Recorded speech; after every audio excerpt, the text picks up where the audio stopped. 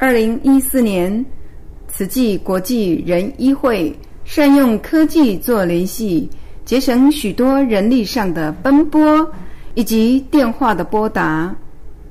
还没有使用线上 LINE 的时候，工作人员常常要跑上跑下，上下楼梯不计其数。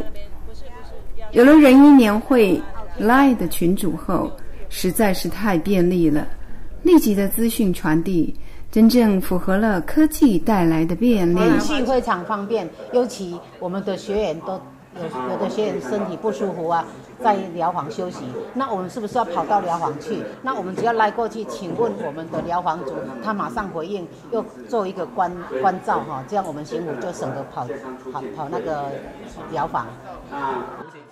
赖好用无？好用。